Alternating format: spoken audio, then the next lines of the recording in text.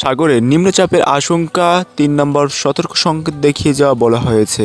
বন্ধুরা, আপনারা যদি আবহাওয়ার প্রতিনিয়ত খবরগুলো পেতে চান তাহলে আমাদের চ্যানেলটি সাবস্ক্রাইব করে আমাদের পাশে থাকুন, যাতে করে প্রতিনিয়ত আবহাওয়ার খবরগুলো আপনার কাছে পৌঁছে যায়। বেশ কয়েকদিন ধরে দেশের বিভিন্ন জায়গায় দমকা হাওয়া সহ হালকা থেকে মাঝারি ধরনের বৃষ্টি এবং বজ্রসহ বৃষ্টি হচ্ছে। পাশাপাশি সাগরের লঘুচাপের জন্য দেশের কোথাও কোথাও মাঝারি ধরনের ভারী বৃষ্টিপাতও হচ্ছে। বর্তমানে লঘুচাপটি পশ্চিম মধ্য বঙ্গোপসাগর ও তৎসংলগ্ন উত্তর পশ্চিম বঙ্গোপসাগর এলাকায় অবস্থান করেছে বলে জানিয়েছেন আবহাওয়া অধিদপ্তর। সেই সঙ্গে লঘুচাপ আজ রোববার ৮ সেপ্টেম্বর নিম্নচাপ রূপ নিতে পারে বলে জানানো হয়েছে।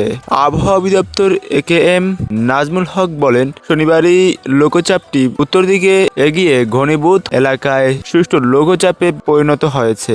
রোববার আরও ঘনীভূত হয়ে এটি নিম্নচাপে পরিণত হতে পারে। অধিদপ্তর জানিয়েছেন, লঘুচাপের প্রভাবে উত্তর বঙ্গোপসাগর এলাকায় বায়ুচাপের তারতম্যের অধিক্য বিরাজ করেছে। পাশাপাশি দেশের উপকূলীয় অঞ্চল সহ সমুদ্রগুলোর উপর দিয়ে দমকা বা জোর হাওয়া বয়ে যেতে পারে। এই অবস্থায় দেশের সব সমুদ্রকে সতর্ক সংকেত দেখাতে বলা হয়েছে। এদিকে আবহাওয়া অধিদপ্তর ডক্টর মোহাম্মদ আবুল কালাম মল্লিক এক সাক্ষাৎকারে আবহাওয়ার এক সতর্কবার্তা চট্টগ্রাম, কক্সবাজার, মংলা ও পায়রা সমুদ্র বন্দরকে ৩ নম্বর স্থানীয় সতর্ক সংকেত দেখিয়ে যেতে বলা হয়েছে। একই সঙ্গে উত্তর বঙ্গোপসাগরে অবস্থান করা মাছ ধরার নৌকা ও ট্রলারগুলোকে পরবর্তী নির্দেশনা না দেওয়া পর্যন্ত উপকূলের কাছাকাছি এসে সাবধানে চলাচল করতে বলা হয়েছে। তাছাড়া চট্টগ্রাম ও সিলেট বিভাগে ভারী বৃষ্টিরও সংখ্যা আছে। আগামী ৫ দিনের বৃষ্টিপাতের প্রবণতা আরও বাড়তে পারে, যখন তাপমাত্রাও কিছুটা কমে যেতে পারে।